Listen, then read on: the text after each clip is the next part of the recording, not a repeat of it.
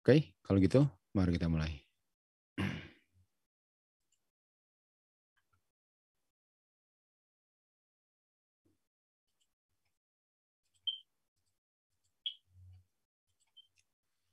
Oke, jadi judulnya sekali lagi, domba-dombaku atau dombaku akan mendengar suaraku. Dombaku akan mendengar suaraku. Tentu saja kalau bukan dombanya, nggak akan mendengar suaranya kan. Karena yang akan mendengar suaranya hanyalah dombaku atau dombanya Kristus. Oke. Oke, kita mulai dengan Yohanes 10 ayat 16. Oke. Yohanes 10 ayat 16. Di sini katakan, aku punya domba-domba yang lain. Jadi domba yang lain ini adalah dombanya Kristus yang tidak berada di dalam kandang ini. Jadi ada domba-domba Kristus tapi di luar kandang. Mereka atau domba-domba yang lain ini perlu untuk aku bawa masuk ke dalam kandangku. Dan mereka akan mendengar suaraku. Mereka akan mendengar suaraku. Dan akan hanya ada satu kandang dan satu gembala. Okay. Akan hanya ada satu kandang dan satu gembala. Jadi kita lihat di sini bahwa suara Tuhan itu perlu dikenal. Suara gembala perlu dikenal. Dan kita tahu untuk mengenal suara, kita nggak bisa satu kali dengar, lalu sudah mulai mengenalnya. Dan kita tahu adalah suara itu adalah roh, firman. Jadi saya nggak akan dengar suara, saya akan kenal suaranya dari firmannya. Karena kita tahu adalah Yohanes 6 ayat 66 dikatakan, perkataan-perkataan yang aku ucapkan kepadamu itu adalah roh dan kehidupan. Jadi roh, kehidupan, suara. Suara itu firman. Firman itu adalah spirit. Artinya kita perlu mempelajari firman Tuhan. Kita harus lebih sering kita mempelajari firman Tuhan, lebih kita mengenal suara Tuhan dari perkataan-perkataannya yang dituliskan atau diungkapkan dalam yang kita tahu sebagai Alkitab dan tulisan-tulisan Roh Nubuat. Jadi domba-domba Tuhan, walaupun mereka di luar kandang, mereka akan mengenal suara Tuhan karena mereka juga mempelajari firman Tuhan. Walaupun mereka mempelajarinya di luar kandang. Dan dengan mereka mendengar suara daripada gembala yang mereka sudah kenal, dari mereka mempelajari akan firman-Nya, mereka akan mengikuti perintah daripada suara yang mereka dengar, dan mereka akan keluar dari kandang di mana mereka berada, dan mereka akan bergabung dengan domba-domba Tuhan dan gembala di kandangnya gembala, sehingga hanya ada satu kandang dan hanya ada satu gembala. Nah, kita lihat di sini di Wahyu 18:4. Apa suaranya? Apa suara yang didengar dari gembala? Yang memanggil dombanya yang di luar kandang untuk masuk ke dalam kandang gembalanya. Wahyu 18:4 dikatakan, suara yang didengar adalah keluarlah daripada kandang di mana kamu berada. Keluar dari situ. Dan kita tahu kandang yang bukan kandang gembala, di mana sekarang domba-domba Tuhan berada di situ, adalah Babylon. Jadi suara itu memanggil domba-domba Tuhan keluar daripada Babylon. Karena dikatakan di sini, keluarlah daripada dia, my people. Nah, kalau bilang my people ini sama dengan my sheep. Umat-umatku sama dengan domba-dombaku. Artinya suara yang didengar dan dikenal domba Tuhan yang berada di luar kandang adalah keluarlah daripada Babylon. Domba-dombaku atau umat-umatku. Pertanyaannya, kenapa mereka sudah harus keluar? Kenapa mereka perlu keluar? Kenapa saat itu mereka perlu keluar? Dan kenapa baru dipanggil? Kenapa baru dipanggil? Ini jawabannya. Karena, ini penyebabnya. Karena dosa Babylon sudah mencapai surga. Artinya di saat dosa Babylon sudah mencapai surga atau cawan kejahatan dosanya sudah penuh, di situ umat Tuhan dipanggil keluar. Jadi umat Tuhan nggak akan dipanggil, atau domba Tuhan nggak akan dipanggil keluar dari Babylon kalau cawannya Babylon belum penuh. Nanti di saat cawannya Babylon penuh, dosanya sudah mencapai surga, baru domba Tuhan atau umat Tuhan dipanggil keluar oleh suara Tuhan, kan suara gembala, untuk keluar dari Babylon. Oke? Jadi jangan lupa itu, bahwa dipanggil keluarnya di saat dosanya sudah mencapai surga atau sudah penuh. Oke, kita lanjut kutipan berikut sekarang.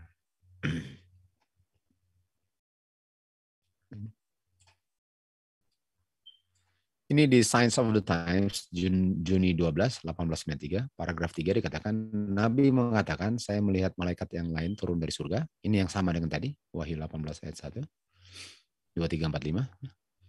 Dan memiliki kuasa yang besar, dan bumi diterangi dengan kemuliaannya. Dan dia berseru dengan suara yang keras, berkata, Babylon sudah rubuh, sudah rubuh. Dan saya mendengar suara yang lain, jadi kita bisa lihat ada suara, kan? Di sini ada suara Babylon sudah jatuh, dan ada suara yang tadi sudah jatuh. Dan apa yang dibilang suara itu? Karena Babylon sudah jatuh, keluarlah dari Babylon domba-dombaku atau umat-umatku. Keluar dari Babylon. Jadi kita bisa lihat ada dua hal yang menjadi ciri khas kenapa umat Tuhan dipanggil keluar dari Babylon. Pertama, Babylon sudah jatuh.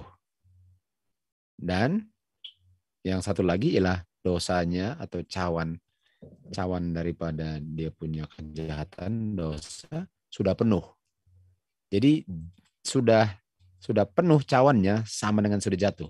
Sudah jatuh itu karena cawannya sudah penuh. Jadi itu dua-dua nggak bisa dipisah. Nggak bisa sudah jatuh kalau belum penuh.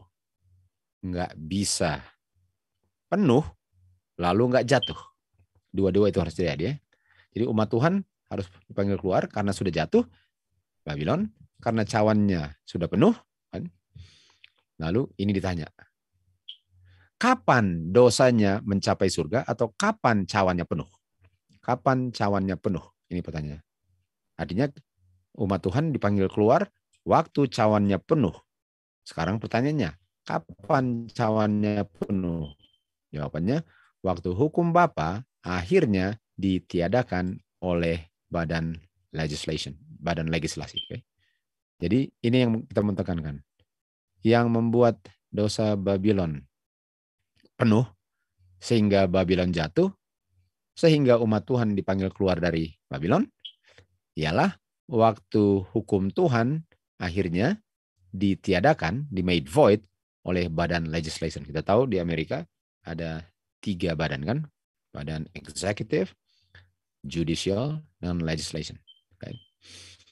Jadi di saat hukum Tuhan ditiadakan melalui badan legislation, di situ cawannya penuh, di situ Babylon sudah jatuh, dan umat Tuhan dipanggil keluar dari Babylon.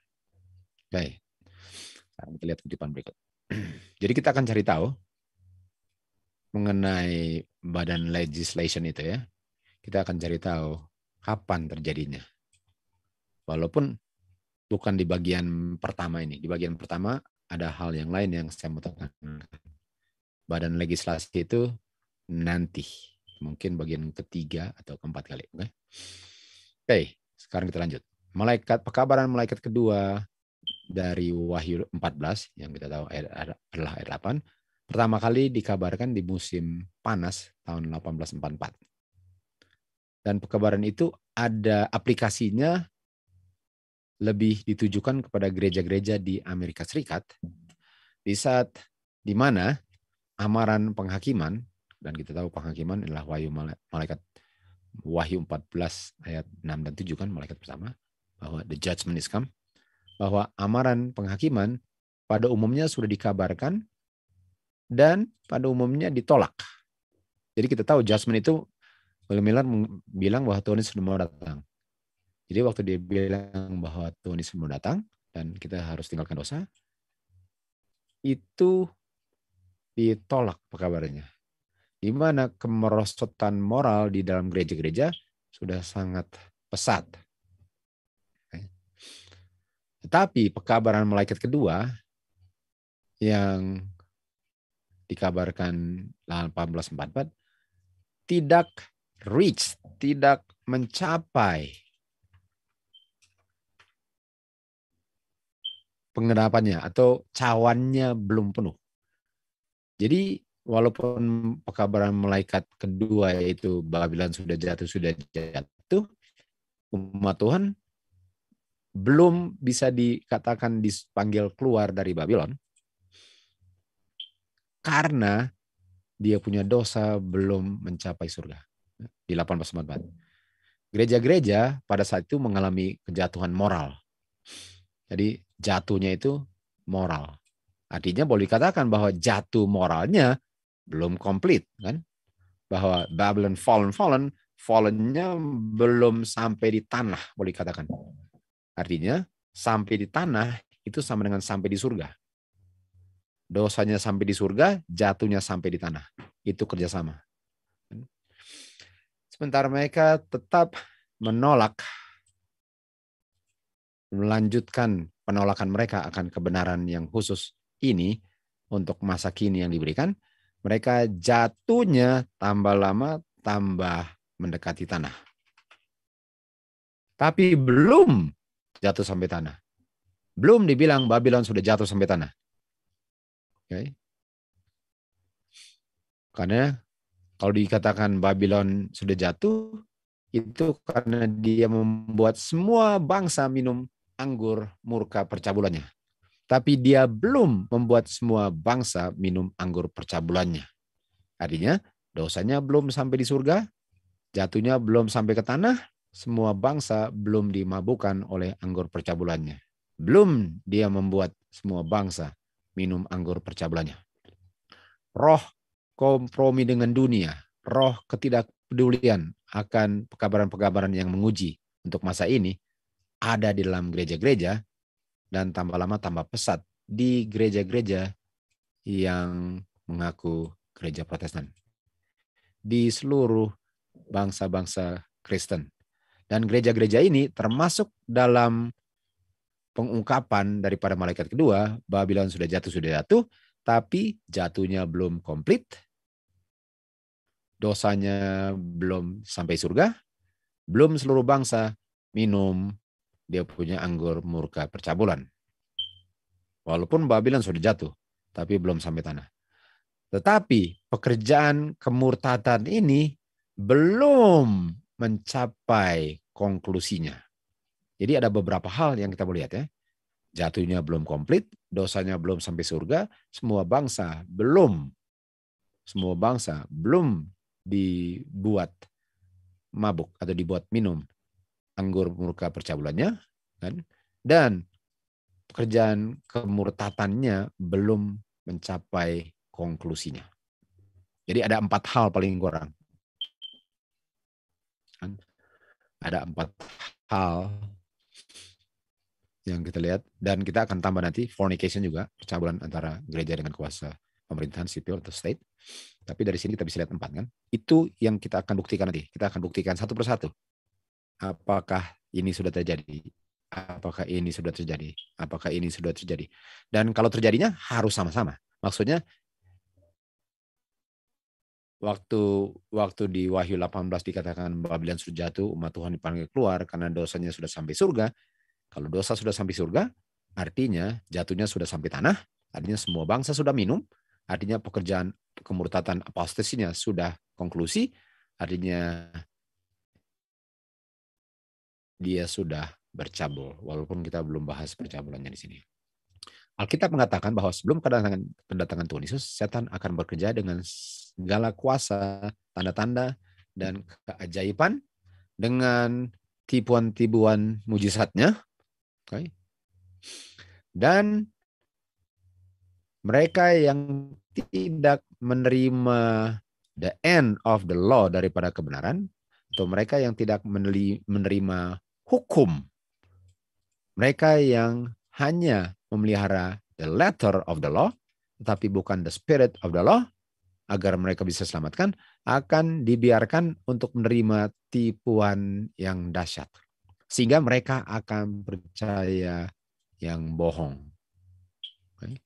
Mereka akan percaya dusta karena mereka tidak memiliki roh Tuhan, karena roh Tuhan itulah yang membuat orang tidak berdosa.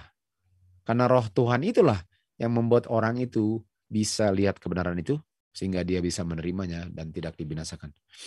Hanya roh Tuhan itulah yang membuat orang itu bisa menurut hukum Tuhan.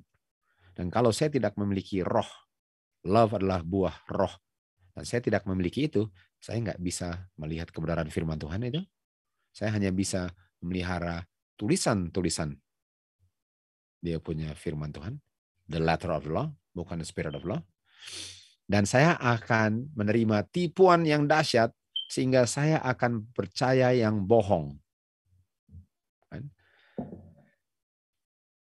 Hanyalah kalau sudah mencapai kondisi ini, atau strong delusion, hanyalah kalau gereja sudah menerima tipuan dahsyat ini, akan reach, akan sampai kan, hanyalah waktu gereja memiliki kondisi tertipu seperti ini, dan persatuan gereja dengan dunia sudah fully accomplished, barulah jatuhnya Babylon complete. Dan pengenapan daripada Wahyu 14 ayat 8, malaikat kedua di 1844, masih di masa depan 1844. Jadi ada beberapa hal yang kita melihat, dan kita akan bahas dalam seri ini. Satu persatu akan dibuktikan sudah terjadi di waktu yang bersamaan. Well, progresnya kita akan lihat dari sudut pandangan yang berbeda masing-masing. Tapi semuanya digenapi pada waktu yang bersamaan. Oke, jadi mari kita lihat jatuhnya Babylon. Ada beberapa hal yang kita membahas tentang jatuhnya Babylon. The complete fall, jatuh yang lengkap daripada Babylon, seluruh bangsa minum anggur murka percabulannya. Nomor 2, pekerjaan apostasinya, murtadnya. Atau yang ketiga, tipuan dahsyat, strong delusion. Nomor 4, persatuan gereja dengan dunia atau fornication yang kita baru lihat ini.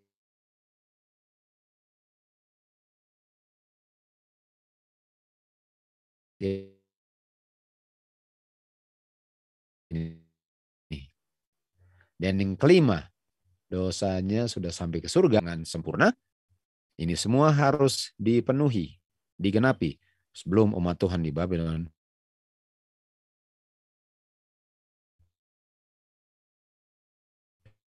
dipanggil keluar.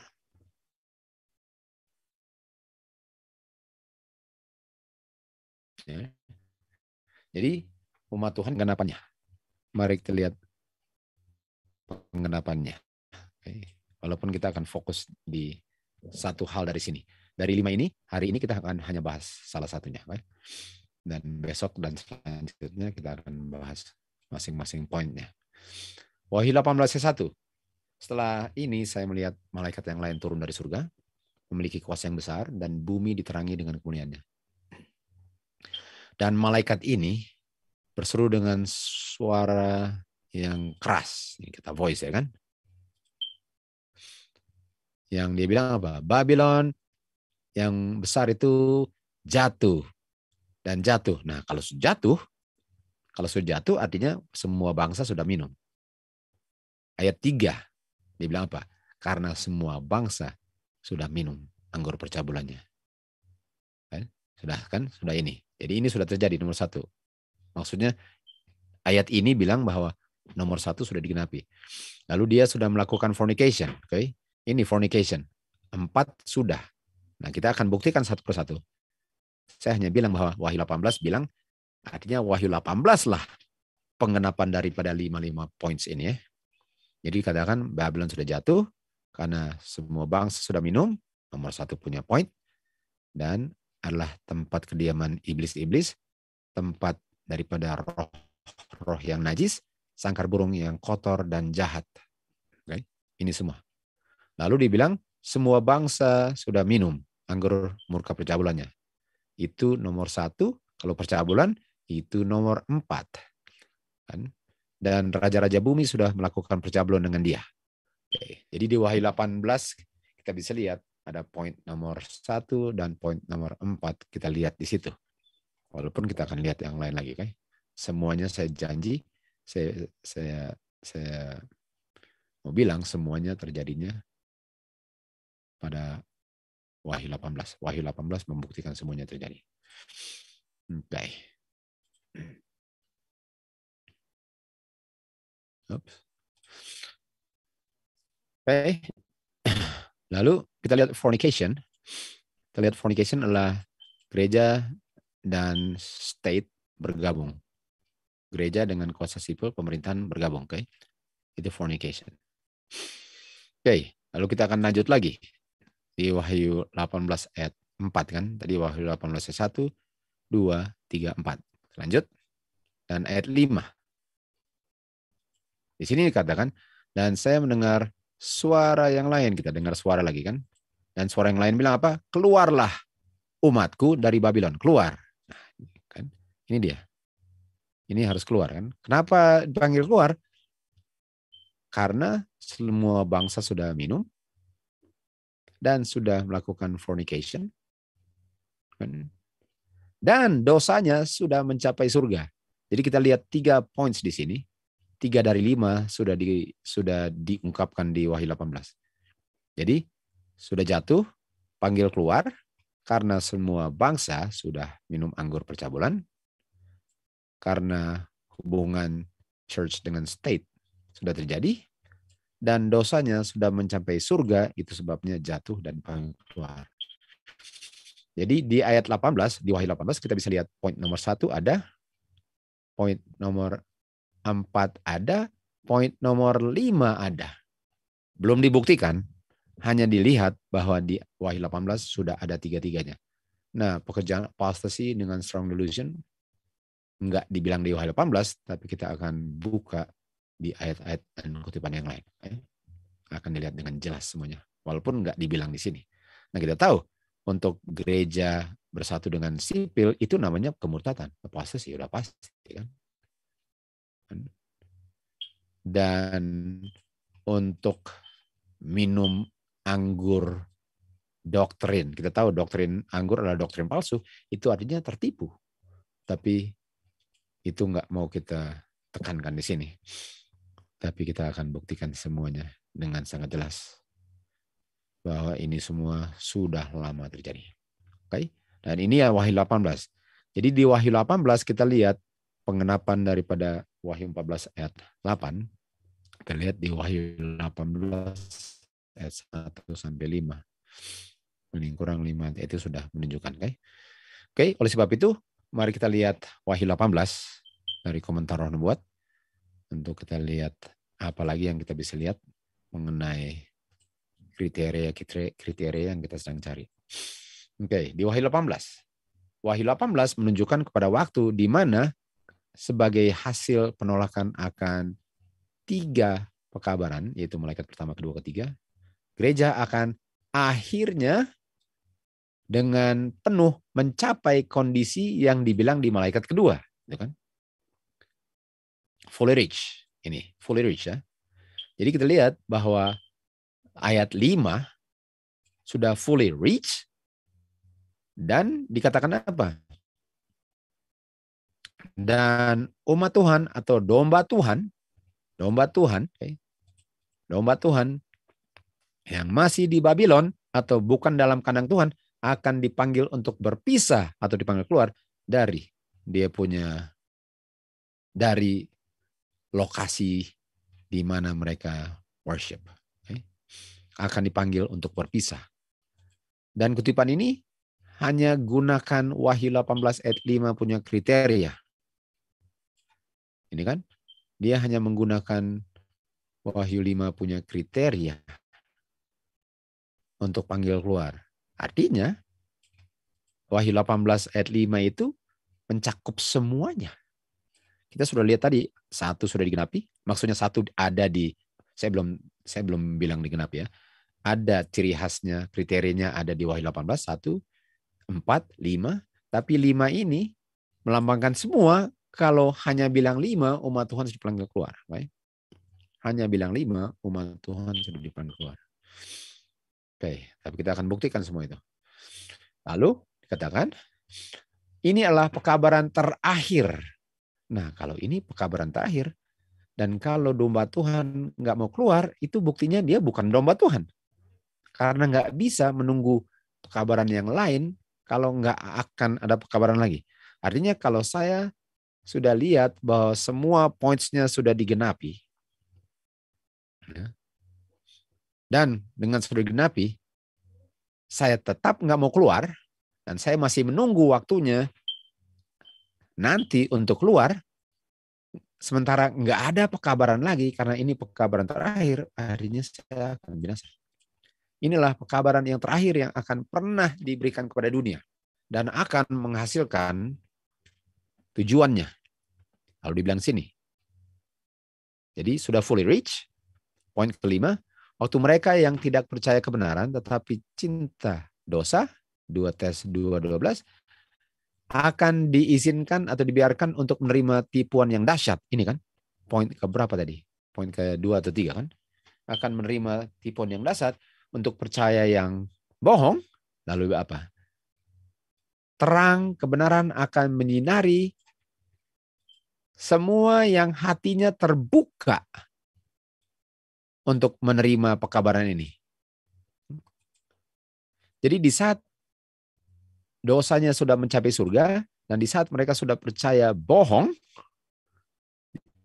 umat Tuhan akan dipanggil keluar, dan semua yang jujur di dalam Babylon akan menerima pekabarannya, dan semua anak-anak Tuhan yang masih di Babylon akan mendengar dan menurut panggilannya, yaitu keluarlah daripada Babylon, umat-umatku atau domba-dombaku. Jadi kita sudah bisa lihat lagi bahwa reach, strong delusion, terulang kembali, panggil keluar. Dan akan ada yang panggil keluar. Ada yang akan terima. Yang akan terima adalah domba Tuhan. Artinya kalau nggak terima, itu buktinya itu bukan domba Tuhan.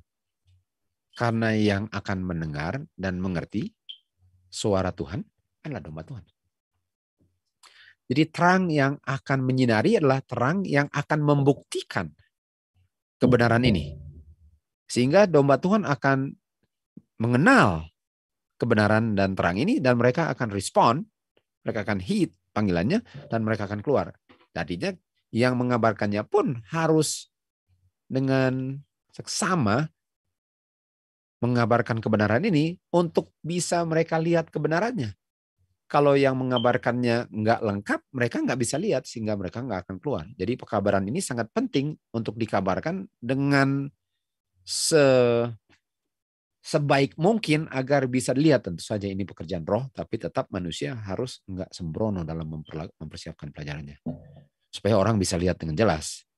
Sehingga yang jujur akan terima. Kita tahu akan ada yang nggak jujur.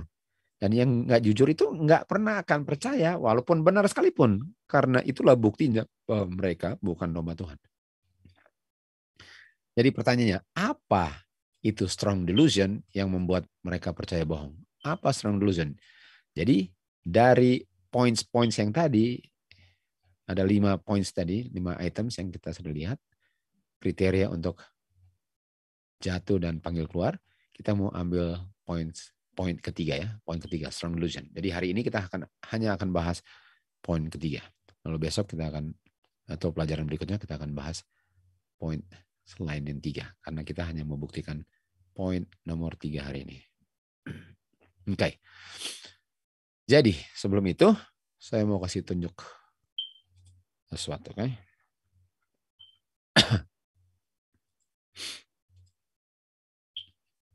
Oke.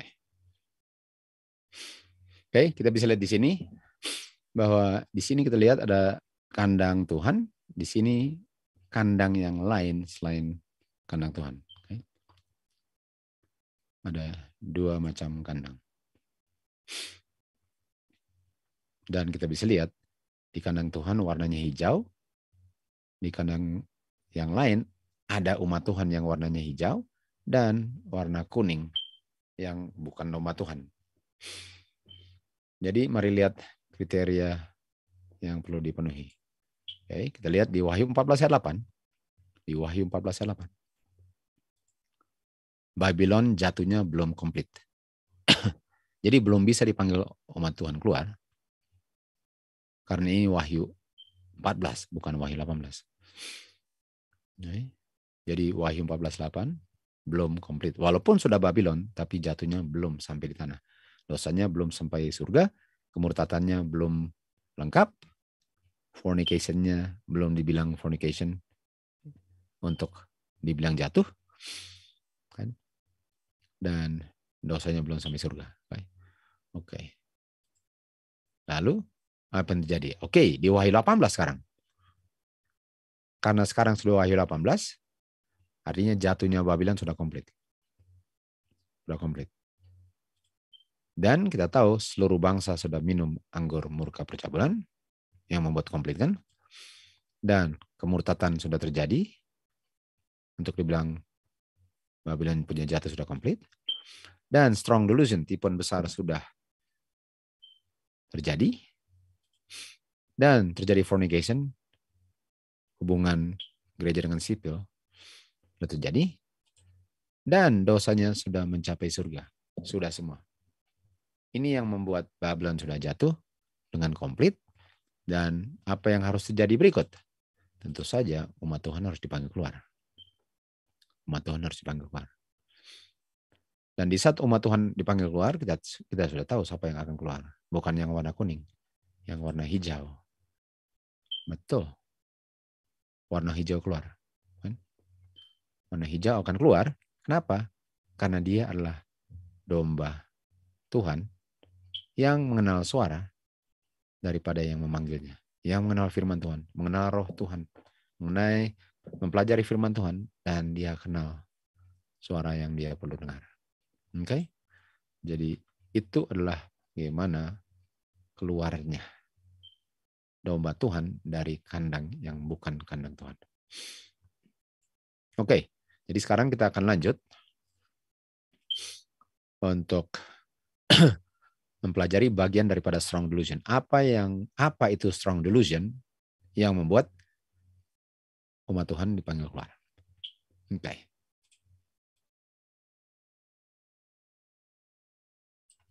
Oke, mari kita lihat strong delusion.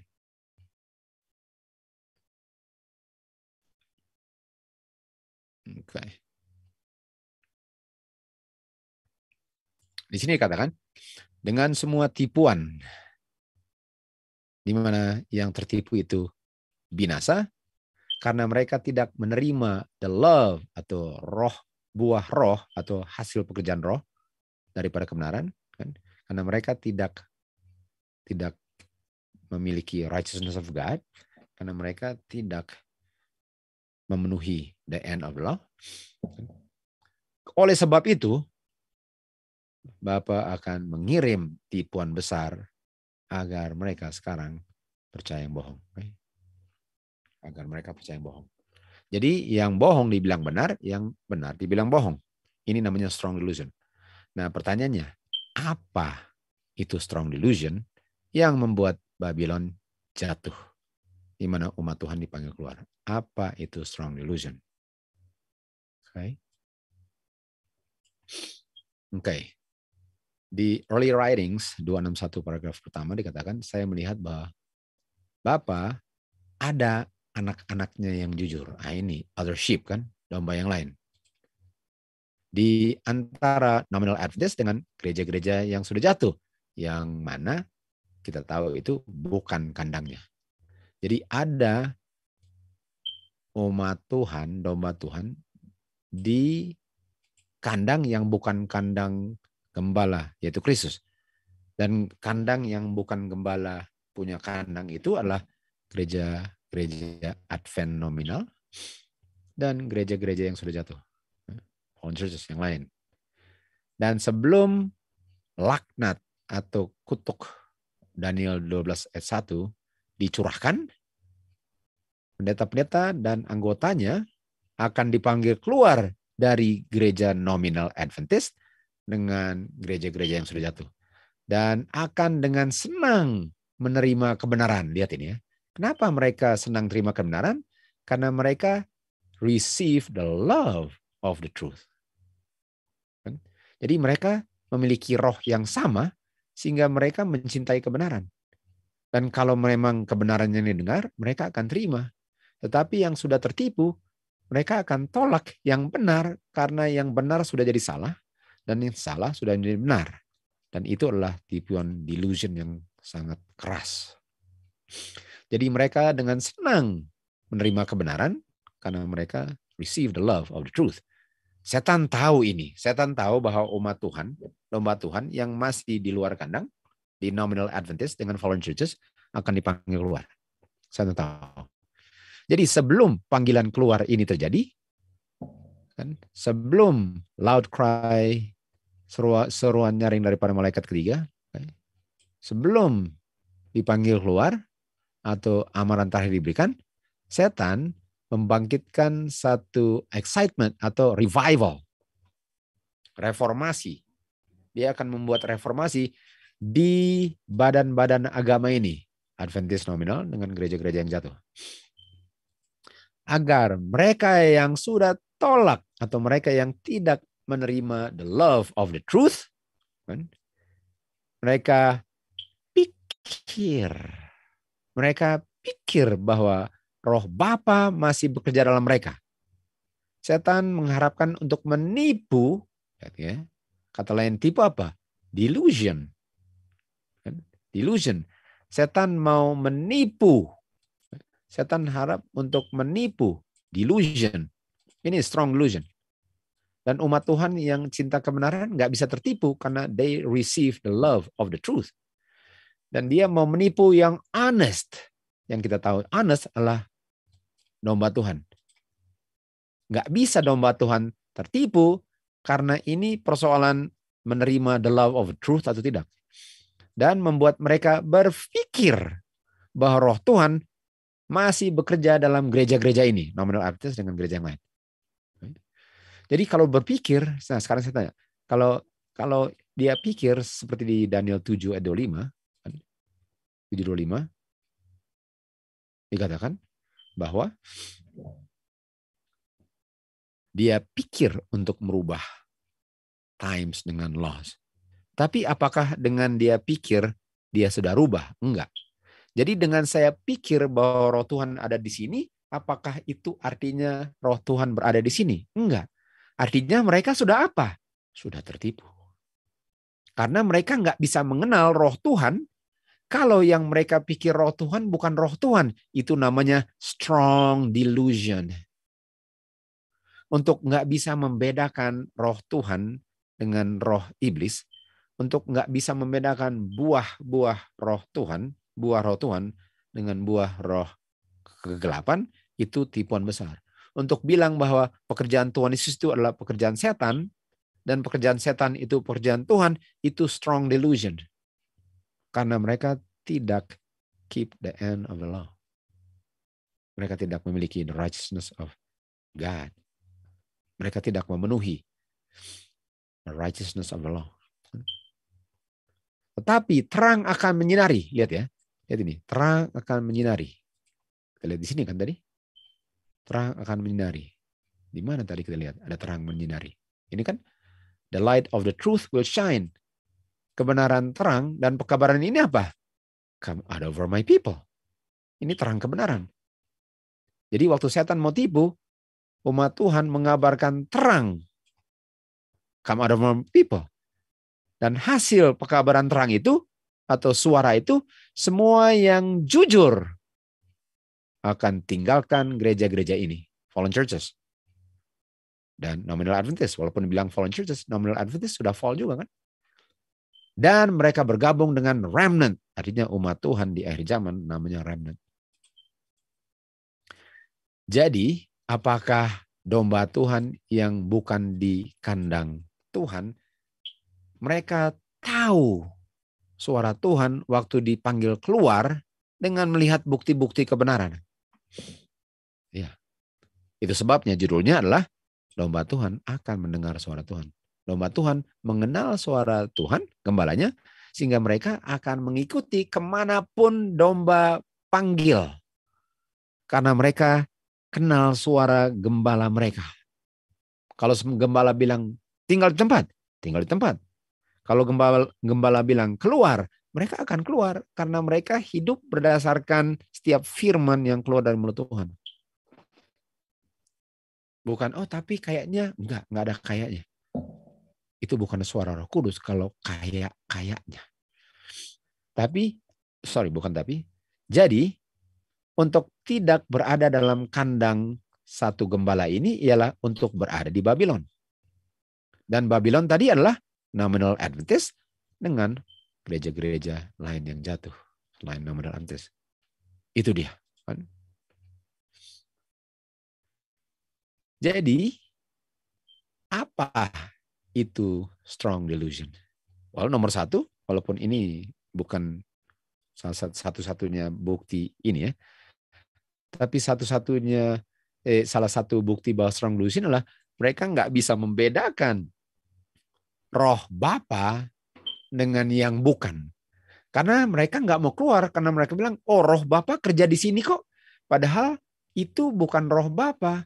Setan menyerupai roh Bapa sehingga mereka nggak bisa membedakan yang bukan dengan yang roh Bapa, sehingga mereka nggak akan keluar.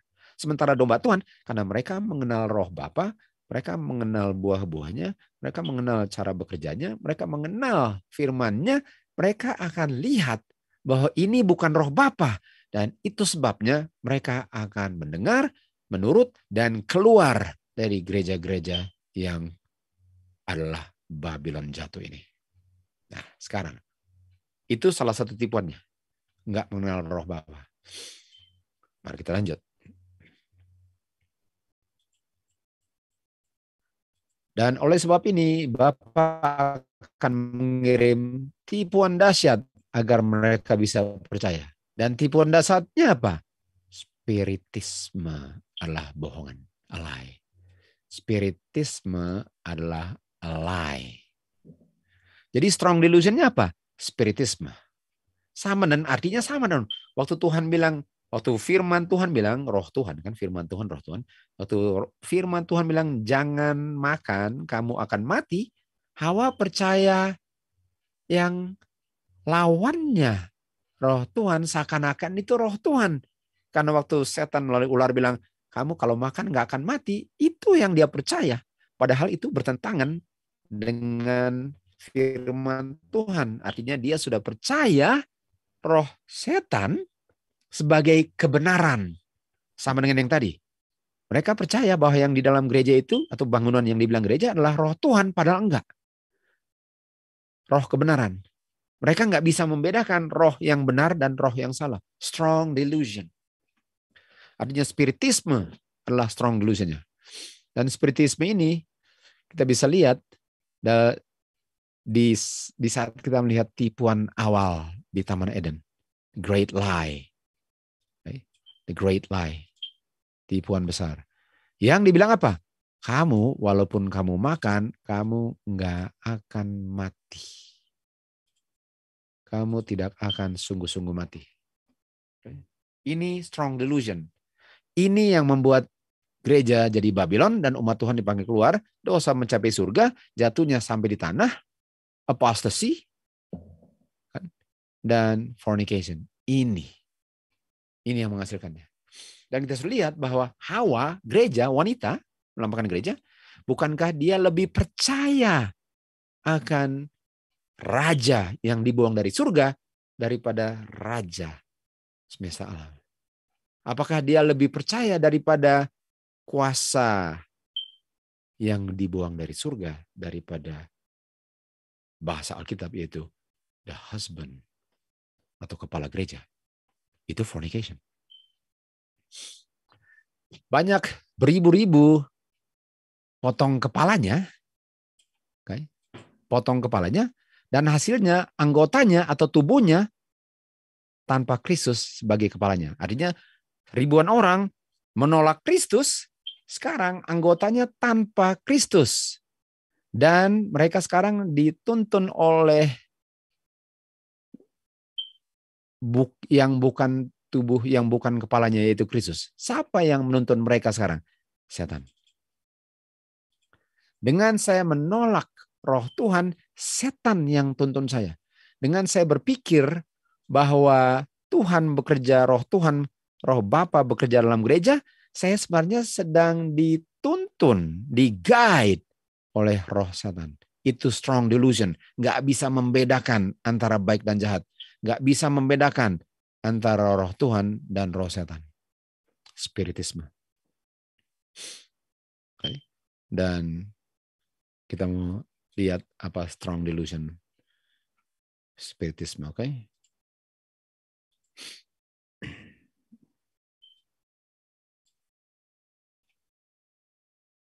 Oke. Jadi kita sudah lihat tadi Babylon's the Fallen. Apa spiritisme mereka? Ini strong delusion. Strong delusion adalah saya lebih percaya apa yang ular anjurkan lebih daripada firman roh Bapa. Saya lebih percaya dari apa yang dibilang ular. Strong delusion. Okay?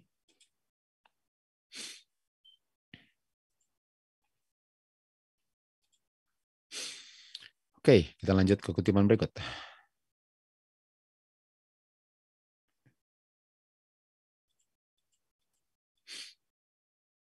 Spiritisme yang modern memiliki fondasi yang sama, tetapi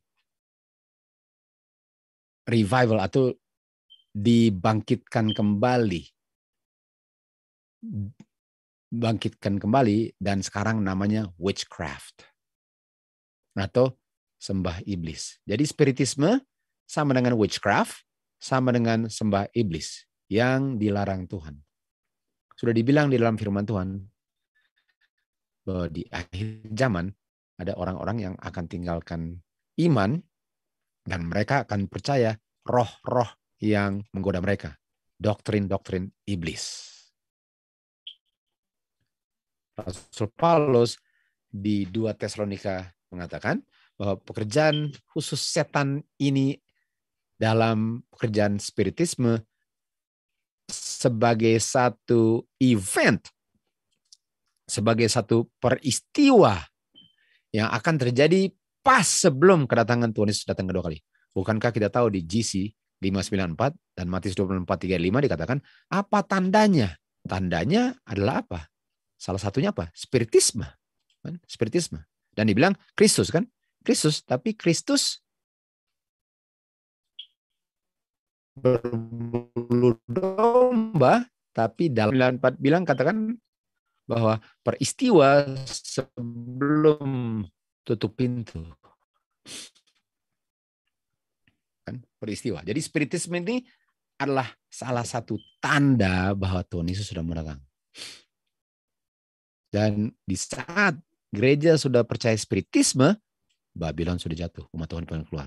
Karena itu adalah salah satu ciri khas daripada gereja yang jatuh.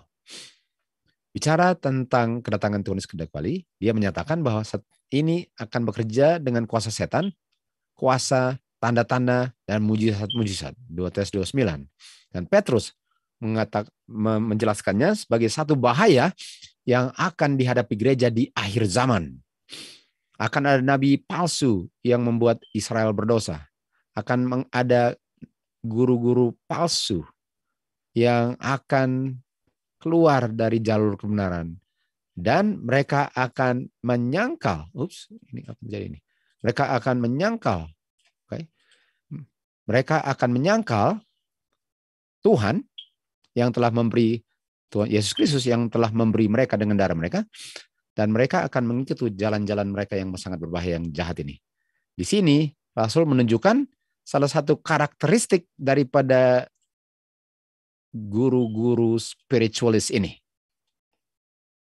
Apa karakteristik daripada guru-guru spiritisme, witchcraft dengan demon worship ini? Mereka nggak mau acknowledge Kristus sebagai anak Bapa.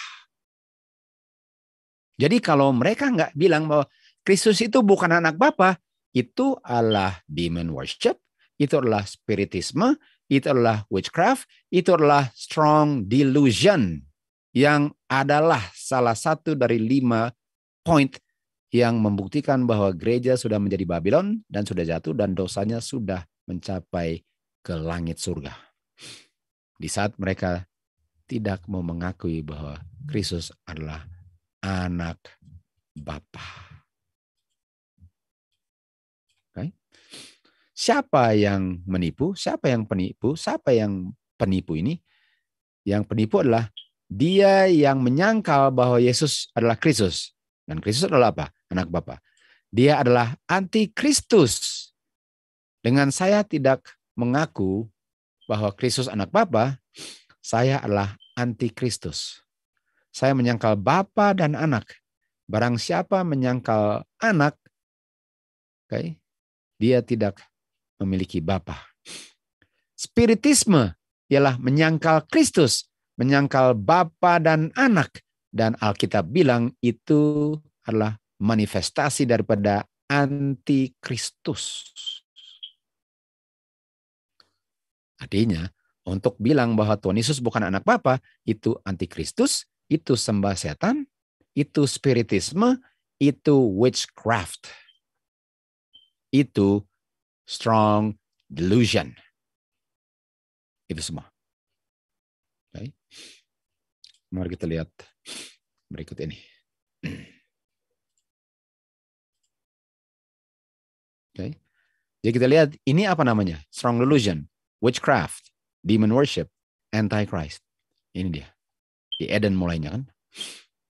Berbicara dengan roh setan yang dipikir adalah roh orang-orang yang sudah mati yang mau berkomunikasi kepada orang yang masih hidup.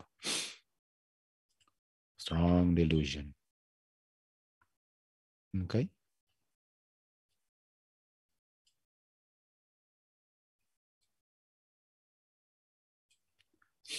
Kita lihat. Doktrin Adventist. God the Son. Nggak ada di Alkitab dan Roh Nubuat bilang God the Son. Yang dibilang adalah the Son of God. Di sini dikatakan God, eternal Son. Jadi eternal Son itu God, dia menjadi Yesus Kristus yang menjadi manusia. Jadi baru dibilang sini bahwa God the Son, padahal tadi dibilang the Son of God. Artinya untuk bilang God the Son, artinya mereka menyangkal bahwa dia the Son of God. Antikristus, demon worship, spiritisme, spiritualism, dengan witchcraft, strong delusion. Okay?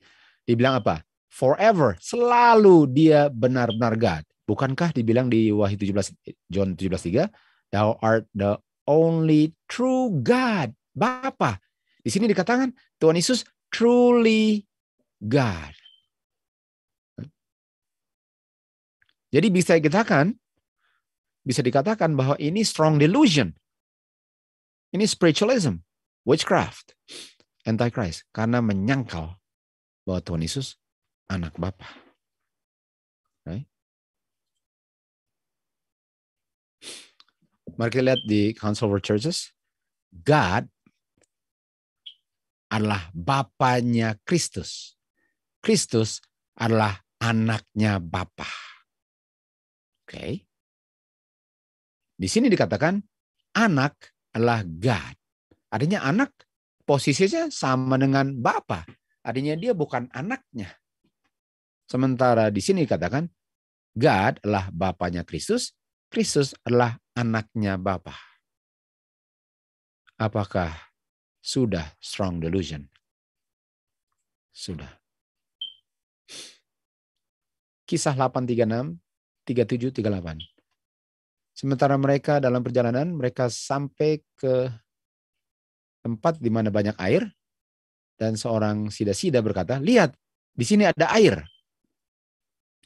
Apa yang menghalang-halang saya untuk dibaptis?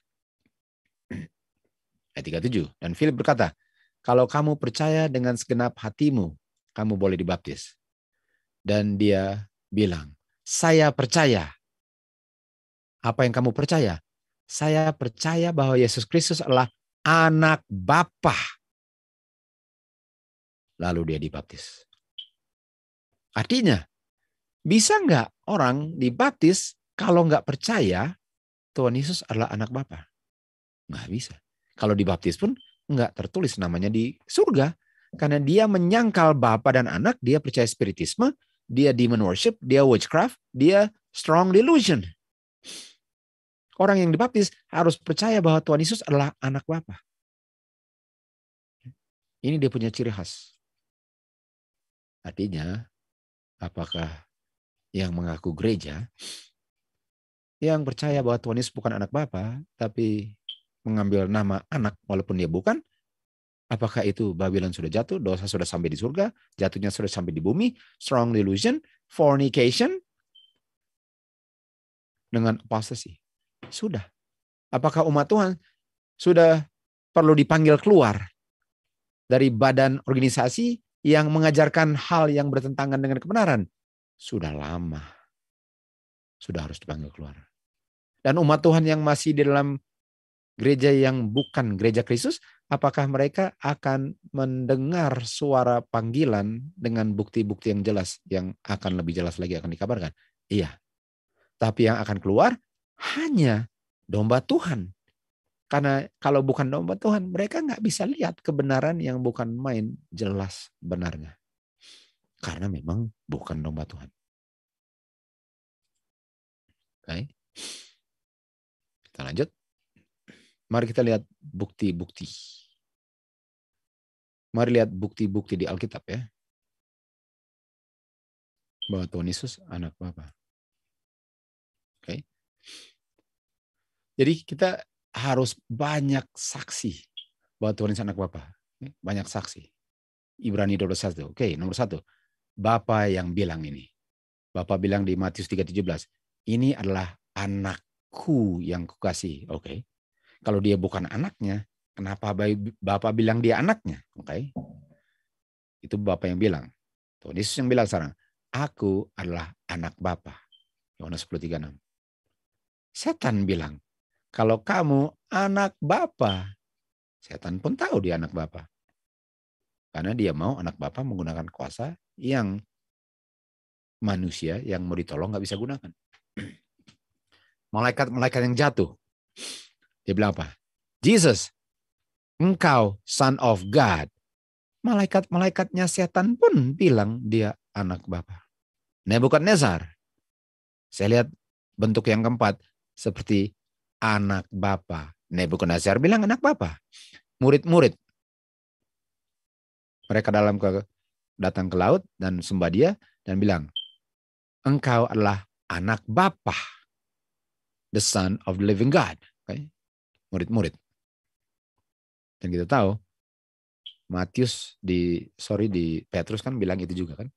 Dan di Yohanes 6:9, the son of the living God. Okay? Jadi banyak sekali saksi untuk bilang bahwa dia anak. Dan kita belum bicara tentang roh nubuat, walaupun roh nubuat tadi sudah kan. Ini saksi-saksi menunjukkan bahwa Tuhan Yesus anak Bapa.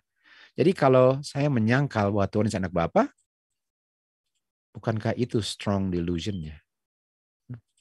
Bukankah itu strong delusion-nya? John the Baptist. Apa yang John the Baptist bilang? Saya melihat dan menjadi saksi bahwa ini adalah anak Bapa. Rasul Paulus.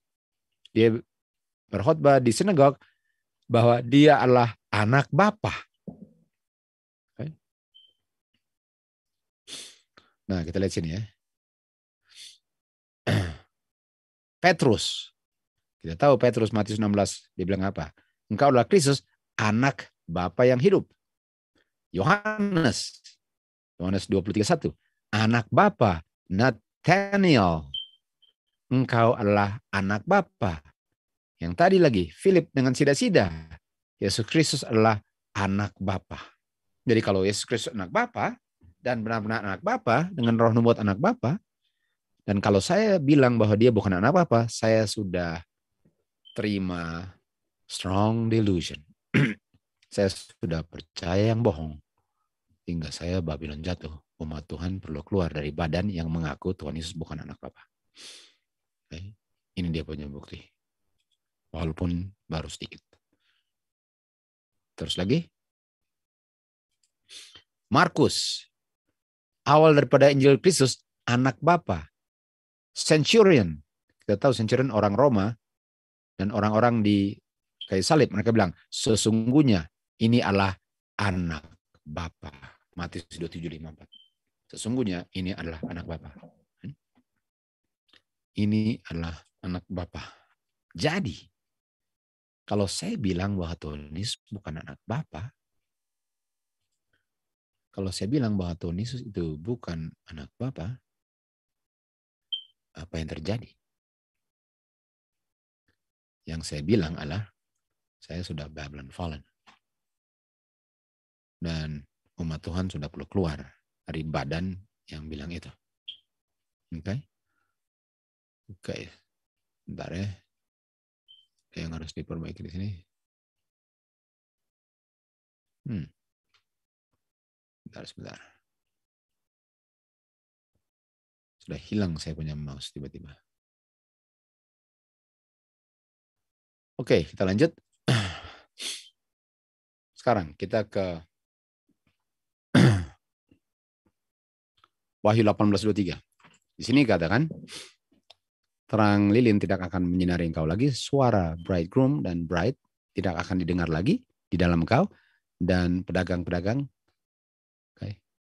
bumi pun, oleh sebab melalui kamu punya sorceries, semua bangsa ditipu atau believe a lie. Melalui sorceries, semua bangsa, all nations, minum anggur percabulan. Ingat itu? All nations tertipu dengan anggur percabulan. Oke, apa kata sorceries? Silahkan baca sendiri. Obat, apotek, magic, salah satunya apa? Witchcraft. Jadi kita lihat bahwa di akhir zaman ini, di mana orang perlu disuntik, ini witchcraft. Witchcraft. Dan kita lihat tadi, spiritisme, antikristus, witchcraft, sorceries, strong delusion, satu paket. Satu paket semua itu.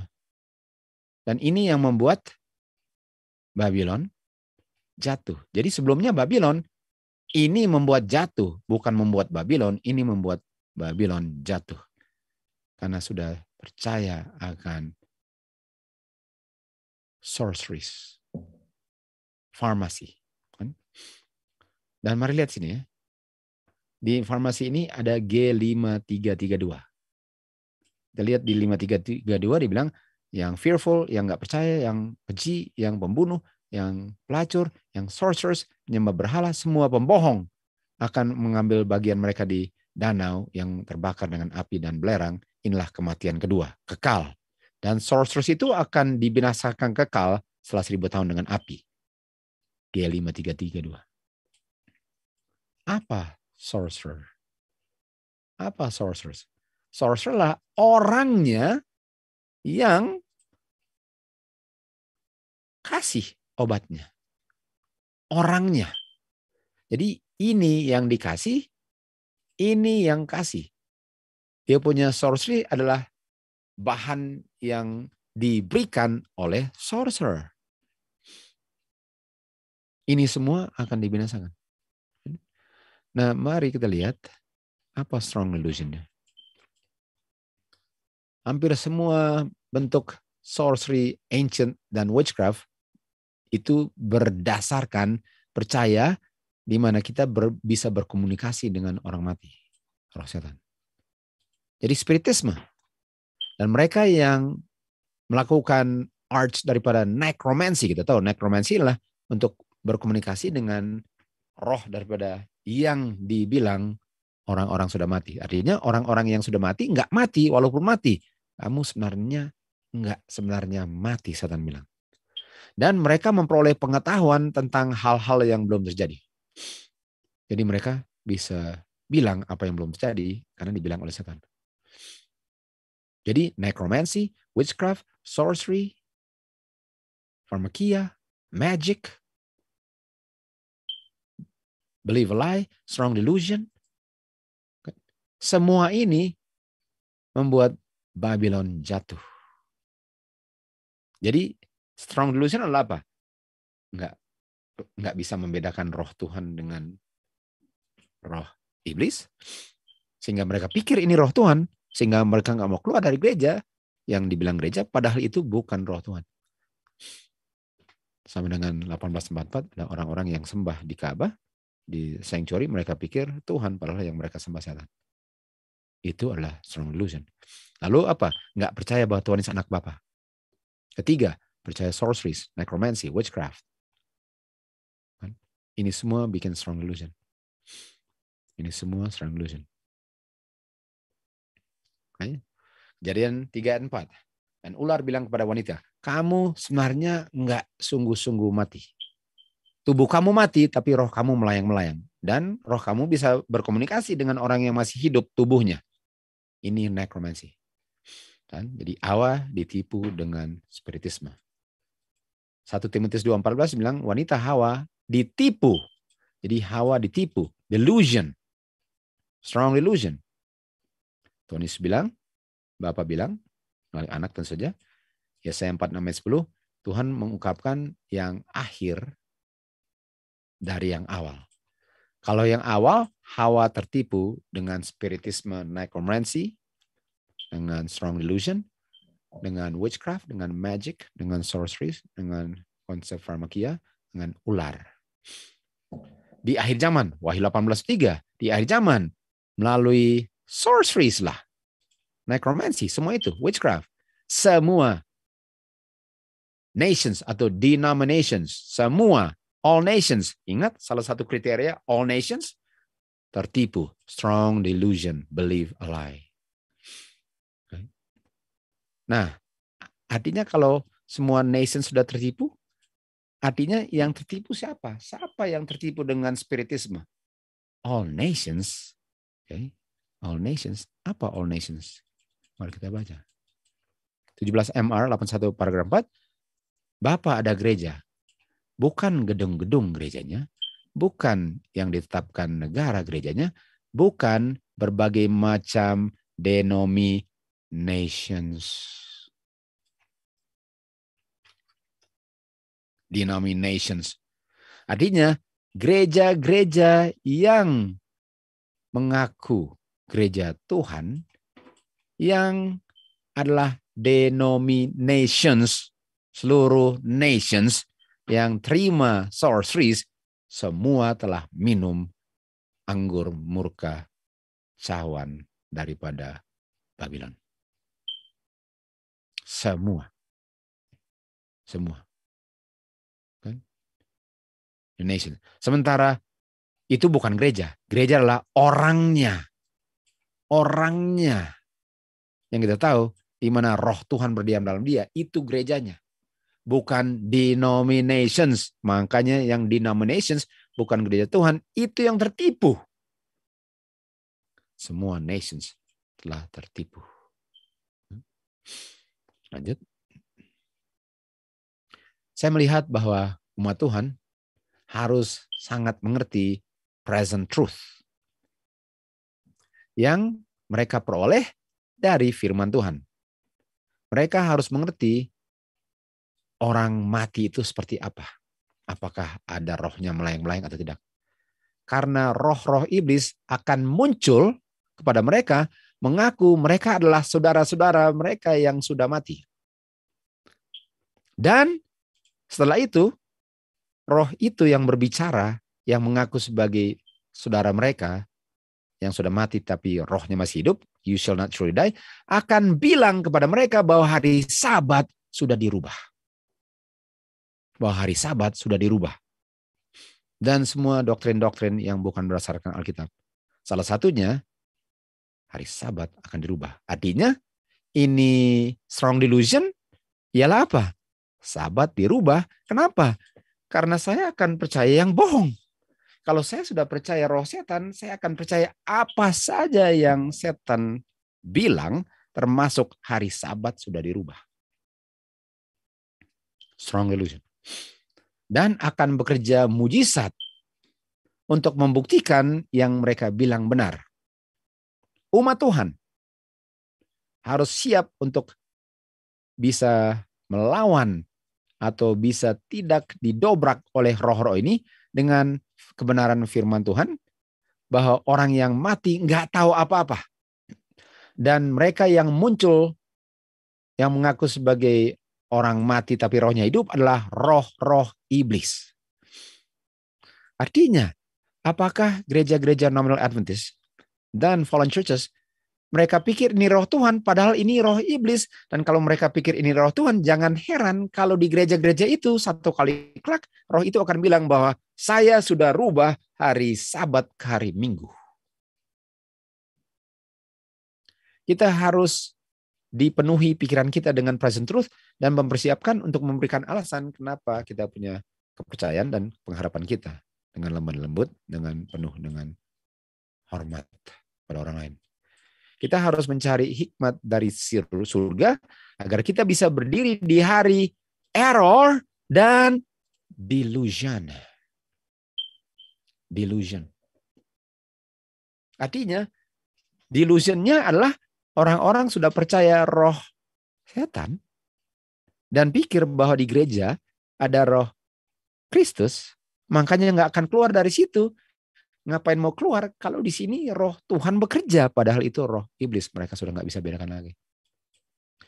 Dan mereka akan terima hari Minggu karena akan diungkapkan oleh roh iblis bahwa dia sudah merubah hari Sabat ke hari Minggu dan melakukan mujizat. Sebagai puncak daripada tipuan setan, setan sendiri, kita tahu ini sebelum Tuhan datang, maksudnya di time of trouble dan Daniel 12 ya, setan sendiri akan menyerupai Kristus. Dia akan membuat bahwa appear, dia akan membuat seakan-akan Kristus telah datang. Ini kata appear ini. Appear. Ya. Ini kata appear muncul lagi. Dia akan appear bahwa Kristus telah datang.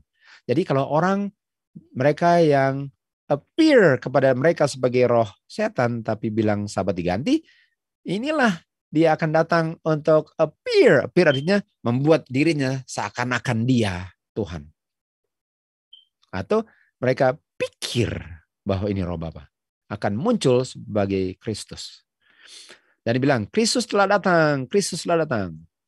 Mereka akan sembah dia akan sembuhkan orang sakit.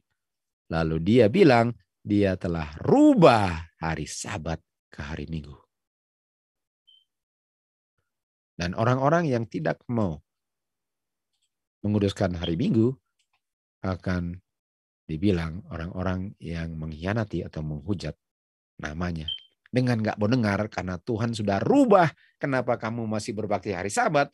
Kalau Tuhan sendiri yang sudah rubah dan ganti ke hari Minggu. Dan umat Tuhan yang tidak tertipu memiliki the love of the truth tidak akan tertipu.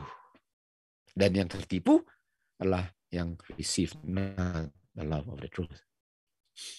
Dan dikatakan terus ini adalah strong delusion. Jadi walaupun setan belum datang dan menyerupai Kristus, tapi dia sudah datang melalui rohnya, melalui suntikan-suntikan. Lalu pikir bahwa di dalam gereja sudah ada. Lalu mengatakan bahwa Tuhan Yesus bukan anak Bapa. Ini sudah terima strong delusion semua. Dan kata lain strong delusion apa? Sorceries. Sorceries apa? Pharmakia, witchcraft, magic. Lanjut lagi. Tuhan ada kontroversi dengan yang mengaku sebagai umatnya. Di akhir zaman, orang-orang bertanggung jawab akan mengambil sikap yang bertentangan dengan Nehemia. Mereka bukan hanya akan mengabaikan dan menganggap remeh hari Sabat, artinya hari Sabat diinjak-injak. Mereka akan menutup kebenaran hari Sabat dengan doktrin-doktrin palsu dan tradisi. Di gereja-gereja dan di pertemuan-pertemuan besar di alam terbuka, pendeta-pendeta akan mendesak anggotanya betapa pentingnya untuk berbakti hari Minggu. Sekarang saya tanya, ini pendeta-pendeta dapatnya dari mana untuk berbakti hari Minggunya? Roh iblis mengungkapkan pada mereka bahwa Kristus telah merubah hari Sabat menjadi hari Minggu. Strong delusion. Itu sebabnya mereka nggak akan keluar. Kenapa? Karena Kristus punya roh sedang bekerja di gereja ini. Dan dia sudah rubah hari Sabat ke hari Minggu. Strong delusion. Sudah terjadi. Sudah boleh dicoret satu. Strong delusion sudah terjadi. Oke.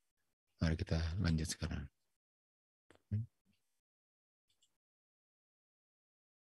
Oops. Oh ya. Oke. Oke. Mari kita lihat ini.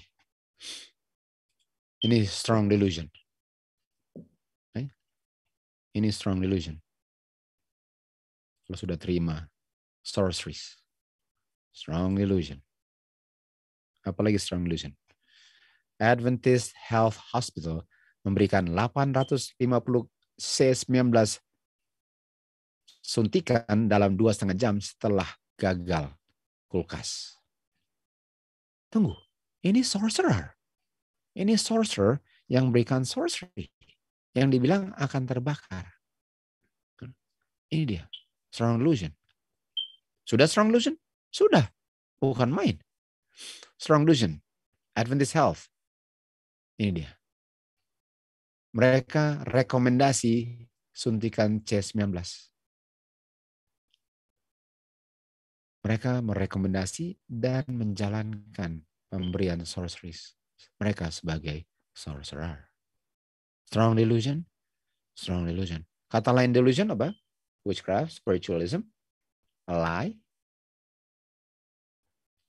magic, spiritisme, spiritualism. Ini semua strong delusion. Pharmakia. Ini kan. Di Eden, di akhir zaman. Sama-sama ada ular. Sama-sama ada ular. Strong delusion. Loma Linda University. Salah satunya ular, salah satu kayu salib. Sekolah farmasi. Strong delusion. Jadi sekolah belajar necromancy, belajar sorcery, belajar menjadi sorcerer, belajar spiritualism, belajar strong delusion. Strong delusion. Kata lain strong delusion apa? Magic. Nah, ini yang saya mau kasih tunjuk. Dikatakan di sini bahwa anak, di sini kita baca dari depan. Salah satu istilah yang digunakan untuk menjelaskan Trinitas. Masing-masing anggota daripada Trinitas ada peranannya masing-masing. Nah, ini bukan dari organisasi SD ya. Ini cuma mau kasih tunjuk. Saya akan kasih tunjuk nanti. Masing-masing memiliki peranan. Walaupun semuanya sama-sama God, tapi masing-masing ada peranan yang berbeda bagi masing-masing God. Dan peranannya apa? Satu menjadi Bapa peranannya, satu menjadi anak peranannya, dan satu menjadi Roh Kudus peranannya. Okay. Ini strong delusion kan, kalau nggak percaya Tuhan anak Bapa. Ini kan. Kita terusin lagi. Tapi kita nggak usah baca semuanya. Masing-masing ada peranan yang berbeda.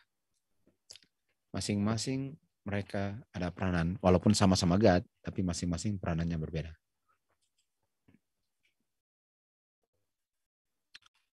Sekarang kita lihat. Ini dari majalah Adventist World, November 2015. Dan tulisannya kecil, saya akan kasih tunjuk apa tulisannya. Okay. Jadi ini yang tulis adalah Angel Manuel Rodriguez, kalian kenal kan? Dari BRI. Pertanyaan tentang sonship, artinya mengenai anak. Apakah dia anak? Jadi dibilang, di sini dikatakan, eternal sonship, son of God, eternal sonship of Christ, lalu metaphorical significance. Artinya Tuhan Yesus sebagai anak itu secara metafor, secara ilustrasi lah, secara simbol. Metafor itu kayak ilustrasi, kayak parabel, tapi bukan sebenarnya. Nah, saya kasih keluar kutipannya nanti di sini. Ini dia, di sini kan. Dan kita bisa lihat juga di sini. Dan ini adalah BRI punya di SDA Church. Di sini katakan, Bapa anak punya image nggak bisa kita mengerti sebagai literal, Bapa dan anak. Bagaimana anak dan Bapa punya hubungan dalam hubungan mereka. Mereka menggunakan Godhead, kita tahu kan. Seakan-akan ada berapa Godhead, padahal itu kuasa Tuhan. Anak bukan natural atau bukan benar-benar anak daripada Bapa. Istilah anak itu digunakan secara metaphorically, artinya secara simbol lah, ilustrasi gitu. Tapi bukan. Dan itu kita bacanya di sini tadi. Tadi kita bacanya di sini. Okay. Nah, kalian bisa baca di sini. Tapi sangat kecil, saya kasih keluarkan.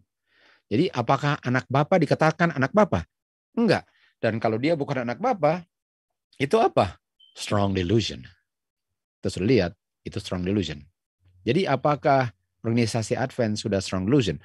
Kelas berat. Dari spiritualism, iya. Dari nggak bisa membedakan roh, iya. Dari bilang anak Bapa, bukan anak Bapa, iya. Dari kita akan lihat bahwa hari Minggu ini akan dibilang perlu, akan digenapi itu Riven Herald, di mana anggota akan dibilang, harus hari Minggu, karena ada komunikasi di arah roh, dan takut juga 501C3-nya, betul? Dan selanjutnya. Jadi kita sudah bisa lihat ini semua ya. Nah, lihat di sini lagi. Ini kutipannya. Mengenai Tuhan Yesus sebagai anak, bukan ontological. Nah, ontological itu ini dia. Relating atau base atau existence. Jadi Tuhan Yesus punya anak bukan kenyataan, tapi sebagai fungsi. Dia fungsi sebagai anak, tapi dia bukan benar-benar anak. Rencana keselamatan daripada setiap anggota Trinitas, mereka semua terima peranan yang spesifik. Kamu jadi anak, kamu jadi Bapa, kamu jadi Roh Kudus. Artinya ini strong delusion. Strong delusion. Bayangkan situasi di mana suatu makhluk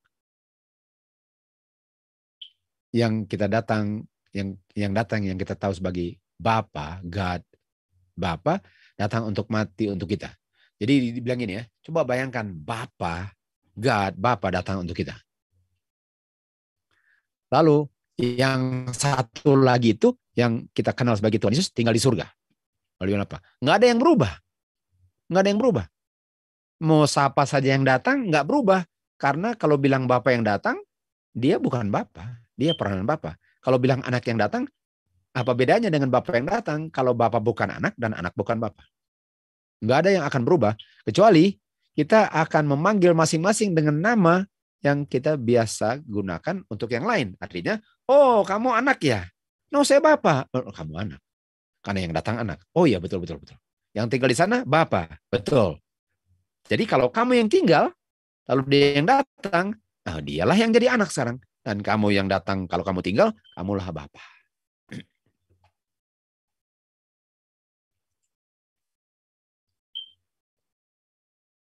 Okay. Godhead, kita tahu mereka menggunakan Godhead, ada jumlah kan, diatur, arrange, untuk satu antara mereka menjadi manusia. Jadi oke, kamu jadi manusia ya, oke, kamu jadi manusia. Agar bisa menggantikan kematian, agar membuat Bapak punya rencana sangat jelas. Nah, Bapak punya rencana. Yang mana Bapaknya? Belum dosa. Dan untuk memenuhi keadilan. Pada waktu yang tepat dan cara yang benar, ketiga anggota ini menjalankan rencana yang mereka sudah rencanakan sebelum dunia diciptakan. Jadi dikatakan bahwa ada 3 yang rencanakan ini. Dan salah satunya dipilih untuk kamulah yang datang ya, kamu datang dan kamu mengambil nama anak. Apakah ini strong delusion? Ya.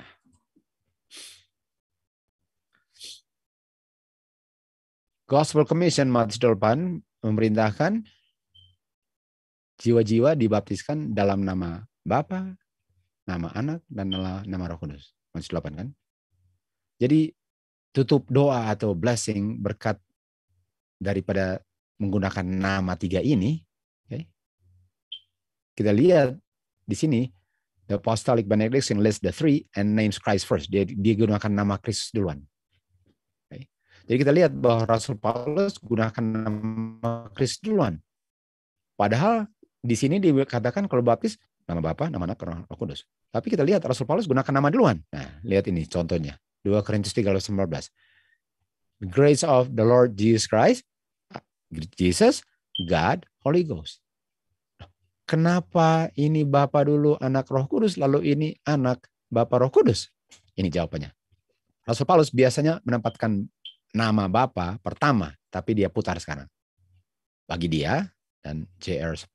Spangler ya namanya, bagi dia, ini menunjukkan bahwa apa sih bedanya mau taruh siapa duluan kalau nggak ada bedanya? Itu dia maksud. Artinya mau taruh nama Bapa dulu, dia kan bukan Bapa. Kalau mau taruh nama anak juga, dia kan bukan anak. Kalau mau taruh Roh Kudus duluan, pusing amat, dia kan bukan Roh Kudus. Strong delusion.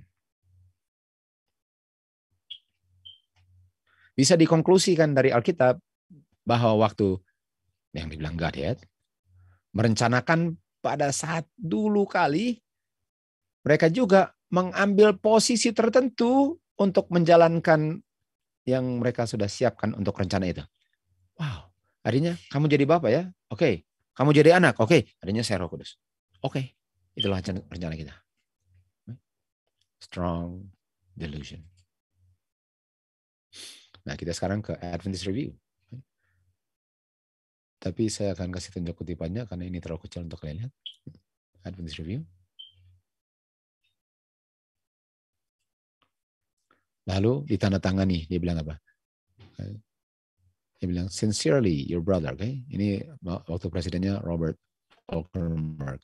Jadi dia tanda tangan, artinya dia setuju sekali apa yang diajarkan. Kan? Apa sih yang ditulis di sini? Ini dia. Dalam pengetahuan God dan kasihnya yang besar, satu persiapan telah dibuat. Rencana keselamatan yang mencakup covenant yang dibuat oleh 3 oknum daripada Godhead. Kita tahu Godhead bukan oknum. Kuasa Tuhan itu. Yang sama-sama equal keilahiannya. Agar bisa menyingkirkan dosa dan pemberontakan dari semesta alam dan memperbaiki keharmonisan dan damai satu daripada makhluk yang ilahi itu menerima dan masuk ke dalam peranan sebagai Bapa. Dan yang satu mengambil peranan sebagai anak. Dan tentu saja sisanya berperan sebagai Roh Kudus. Dan rencana keselamatan dijalankan oleh 3. Zakaria 6:13. Rencana keselamatan dijalankan oleh mereka berdua. Strong delusion.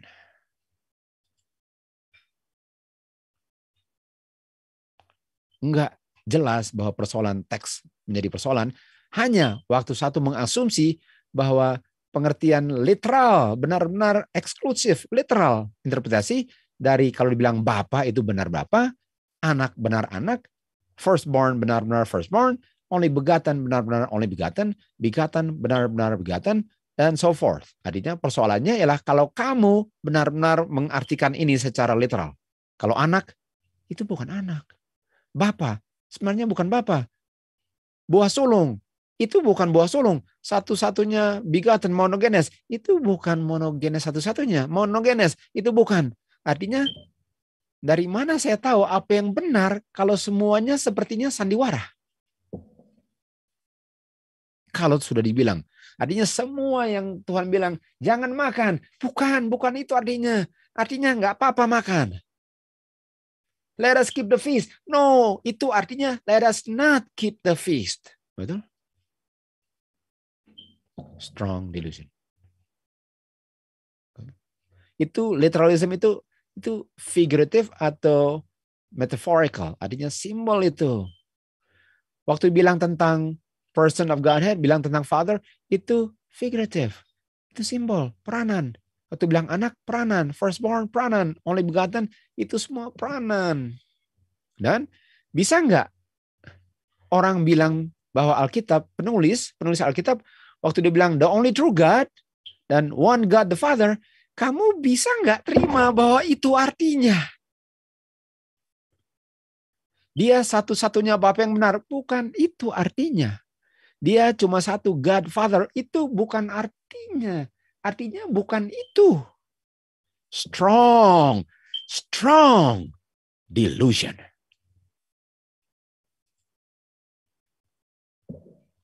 Hubungan Bapa dan anak dalam perjanjian baru harus selalu dimengerti dengan terang peristiwa Bethlehem.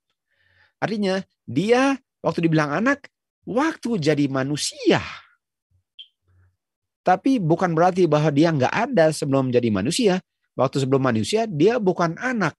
Anak itu waktu menjadi manusia baru dia dinamakan anak Bapa.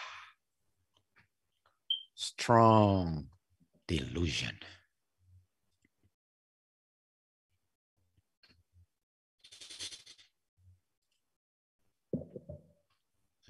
Ini dia. Ini semua ini. Ini semuanya. Doktrin Trinitas kan? Doktrin Trinitas. Adventist Organization. Doktrin kedua fundamentalnya Trinitas. Gereja Katolik. Doktrin fundamentalnya Trinitas. Fondasi Katolik, fondasi doktrin adalah misteri Trinitas. Sementara fundamental belief Advent, satu doktrinnya Trinitas. Semua doktrin dibangun di atas Trinitas. Artinya semua doktrin gereja ini berdasarkan ada 3 oknum. Dan ini salah satu doktrin Advent, organisasi.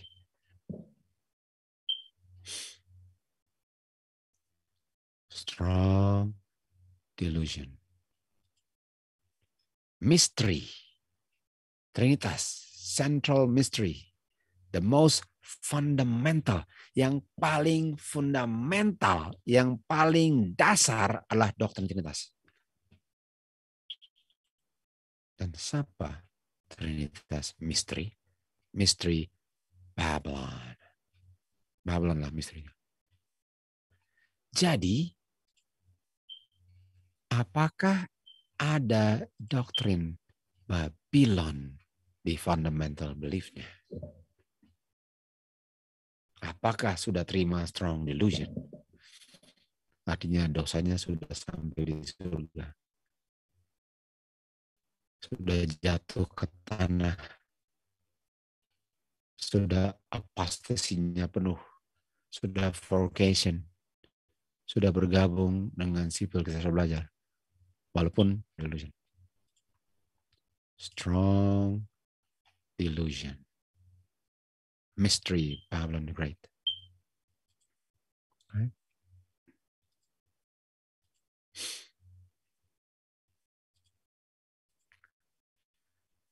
Jadi kita bisa lihat bahwa pendeta-pendeta organisasi Advent akan mendesak anggotanya untuk berbakti hari Minggu, sebagaimana roh iblislah yang akan bilang bahwa Kristus telah merubah hari Sabat ke hari Minggu. Strong delusion. Strong delusion. Siapa ini his professed people? Siapa umat Tuhan yang bilang kita harus berbakti hari Minggu? Yang mengaku umat Tuhan di akhir zaman. Siapa yang akan menginjak-injak hari Sabat? Dan kita lihat ada bencana-bencana alam. Dan bencana alam ini akan bertambah-tambah. Dan umat Tuhan yang berbakti hari Sabat akan ditunjuk sebagai penyebab murka Bapa terhadap dunia karena mereka tidak berbakti hari Minggu. Siapa his professed people di akhir zaman? Siapa his professed people di akhir zaman? Oh sorry, saya mau kasih tunjuk ya. Oke, sekarang saya tanya. Hari Minggu itu ada hubungan dengan necromancy, ada hubungan dengan spiritualism, ada hubungan dengan witchcraft, sorcery, magic kan? Ada hubungan dengan magic, artinya hari Minggu ada hubungan dengan magic. Sudah buktikan itu. Karena magic, sorcery, witchcraft, necromancy, spiritualism, strong delusion, itu semua sama kan? Oke, bentar ya.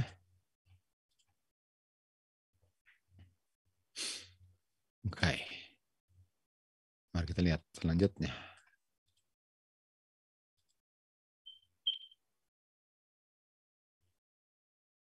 Sunday magic. Lihat. Sunday sorceries. Sunday magic. By thy sorceries, magic, semua bangsa akan tunduk patung Nebukadnezar kecuali umat Tuhan. Sunday magic.